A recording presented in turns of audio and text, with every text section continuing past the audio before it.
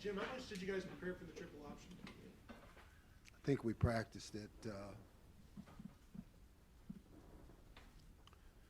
5 plays or less. And that's stretching it. So how impressed were you then, and how happy were you that they performed so well against Yeah, you? I was pleased. We were able to make the adjustments quickly, and the communication was good, and guys were really locked in and helping each other, you know, and talking it out, and you know, they understand the system. So when I said something, they got it, and yeah, I was happy with the way it went. Go far left, Joe Nugent, WCMH. After the game, several players shared that they weren't happy that they allowed 3 points. Did you sense that from them? What do you make of that? You know, it's just I think guys are striving for a higher standard, and you know, games go differently all the time. But when you feel you're on top of your game, and you know you can stop them, you should. So I guess that's probably why they felt that you know, they weren't happy with that. Greg Franjo, Justin Holbrook, WCMH. Ryan said one thing that you do going into a season is you make assumptions, good or bad, and sometimes they play out, sometimes they don't. One of those was talk about the secondary getting their hands on balls, but to see it, especially from Denzel, just what was it like to go through preseason camp and then in the moment instincts kick in and it happened for him? Yeah, you have to see it show up in the game. But if you're doing things right as a coach, then the practice mirrors the game. So he had been doing that, and it was great to see that, you know, come to fruition. How hard is it for a secondary to stay locked in when they're only throwing the ball so many times, maybe 8 attempts by the third quarter? Yeah, it's difficult. You know, get into that kind of game, option game, running game, and you can get lulled to sleep. So I was happy with the way they stayed in tune. You know, a couple deep shots that they took. Fourth row middle, Pat Murphy, 24/7 Sports. Ryan was talking to us about Josh, and he's been consistent is the word he used to kind of earn this starting spot at that position. I'm just curious your evaluation of how he played, and also Malik getting in the second half, and where he kind of fits in at this point. Yeah, I thought Josh played well. I mean, we, you know, have always had high hopes for him, talented, looking for that consistency like Coach talked about, and he showed that, you know, toward the end of our preseason work. He's got some plays underneath him, so you know, we went with him, and I thought he played well. I thought he showed up, and Malik is he's a young, talented player, and I think you saw that in the game. I mean, should have had an interception, but he gets his hands on balls. He's around, you know, third down stops. He's just around the ball. Third row left, Dan Hope, Lebanon Warriors. Yeah, just to follow up on that, like what went into the decision for Josh to start and then for Malik to play and for Jihad not to play? Yeah. Yeah, they're tough decisions. I mean, guys are in a battle, and they're all good quality players. You know, that's coaching, right? You just evaluate all the plays, all the reps. You know, thought it was close between Josh and Malik, but you know, Josh has some plays underneath him. So for a first game, we thought it would be better to go that way, but still get Malik in the game. It's hard to play 3 guys, you know, in a tightly contested game. Do you see Josh continuing to start going forward?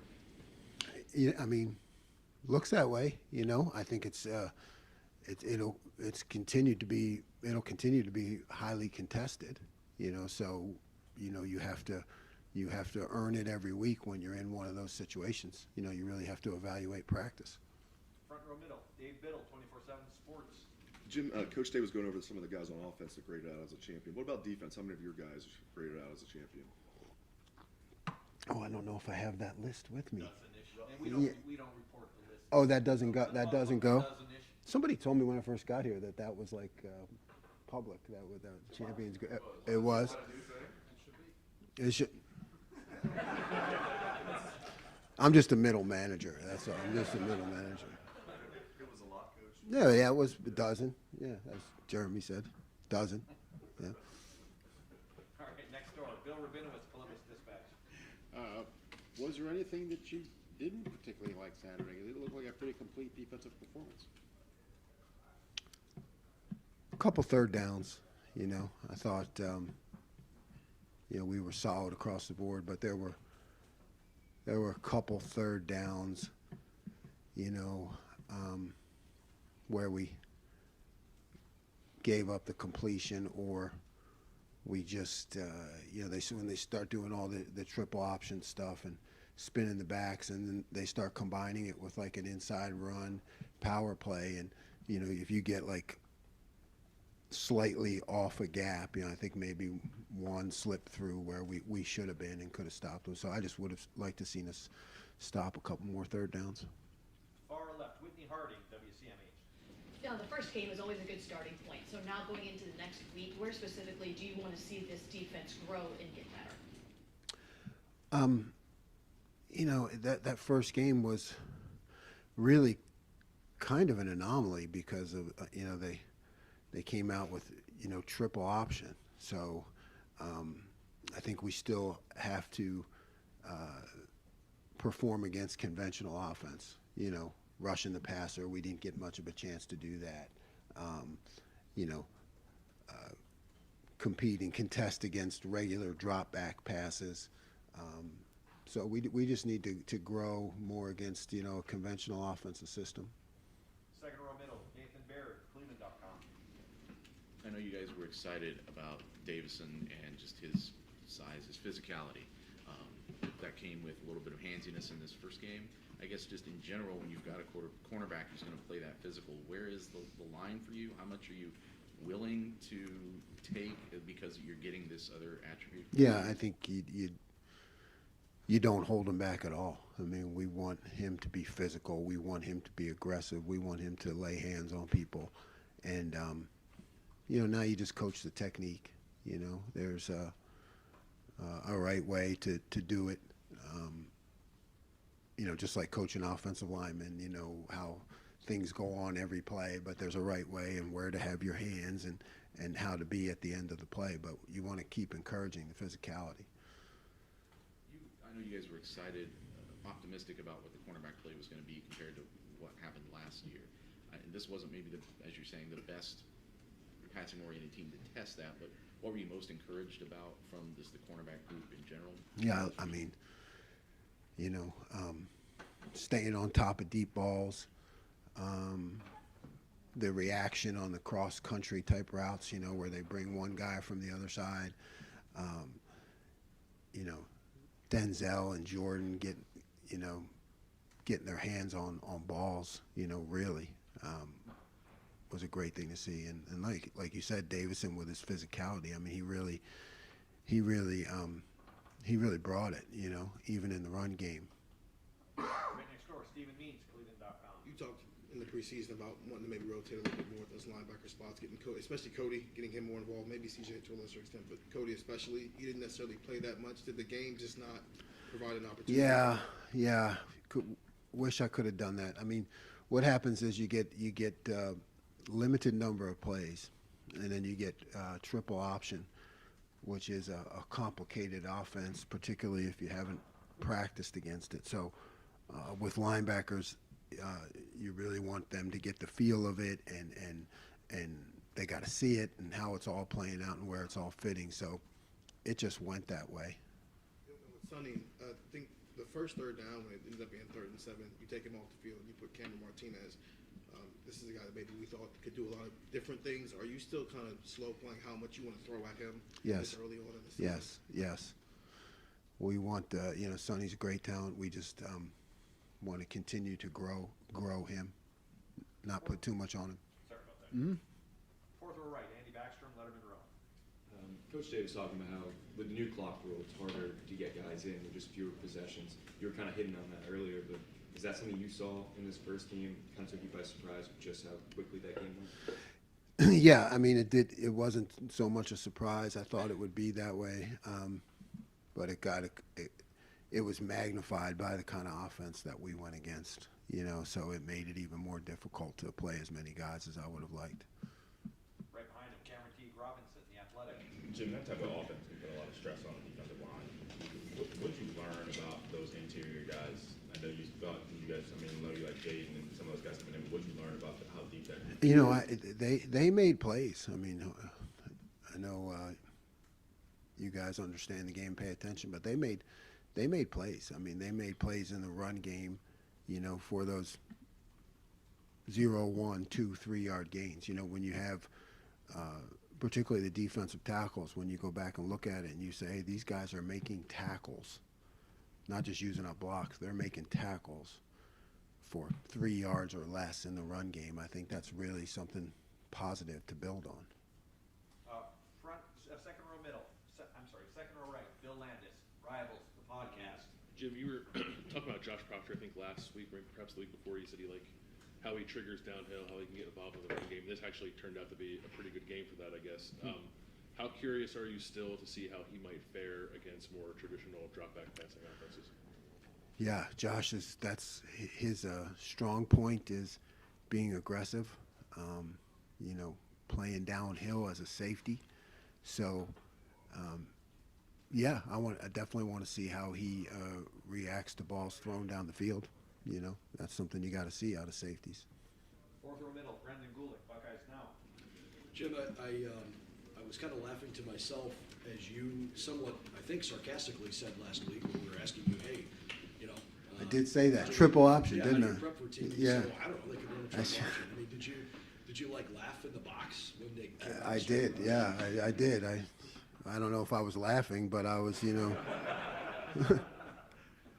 It's like a lot of scribbling, like, okay, make this back spins this way, this one goes here, this guy's got, So, yeah, that's first games, I'm sorry. No, I don't. You wonder, like, is that going to be their offense now, or was that just for us? I don't know, but it's one of the things you get in first games. You never know. Whether it was related to that or not, because it was the first game, I'm sure you had questions you wanted to answer about your own team. Did you prove anything to yourself? Yeah, prove is a strong word, but we have a long season, some highly competitive opponents. So, but there are indications that we're moving on the right path when, we gave up one explosive play, which I blamed myself for with the defense, and otherwise we were able to keep the ball in front of us and inside of us, and that's a really good thing. Got time for two more. Far right, Adam King, WBNS. There's been quite a few times in the last 5 years where kind of the offense has sometimes bailed out the Ohio State defense. Saturday, the defense won the game. Ryan David chuckled that he could be happy to win with defense. Is there a pride in the room to know that the defense stepped up and kind of secured that win? Yeah, there's I guess for 24 hours, it's hey, we did our job. There's no parade. Nobody's going to have a parade or anything. It's like, hey, you did your job. Good job. Now on to the next. But it does build the confidence that we have to have for future opponents. It does. And it does, I believe, when you play great defense, it just gives everybody confidence. Whether you're a fan or on the team, you just kind of know, hey, everything's going to be okay when you play great defense.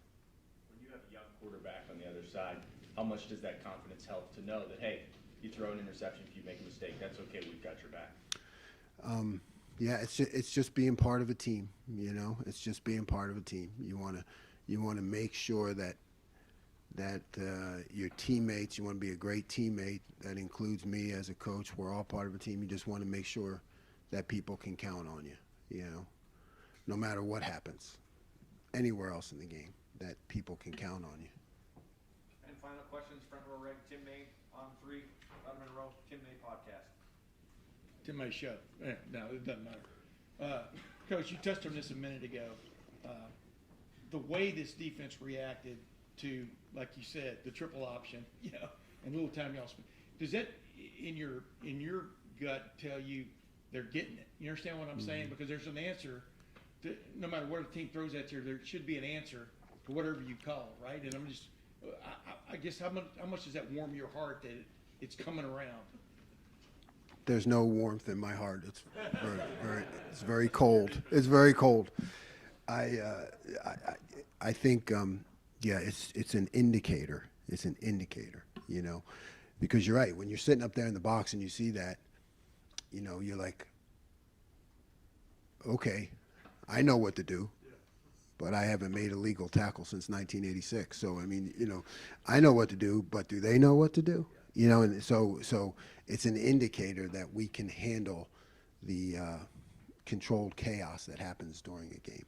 And the other thing, the rotation of the defensive line, especially in the middle of that defensive line, we got the idea Mike Hall was going to see a lot of snaps. I'm not sure how many he did get on Saturday. Maybe 27, maybe 23. Yeah. But, I mean, did you like that rotation? Loved it. Loved it. Guys stay fresh. Guys stay fresh. We're going to have to rush the passer eventually. And when you're taking a lot of shots inside in the run game, you got to stay fresh to be able to rush the passer. So I like it. Great. Coach, thank you very much.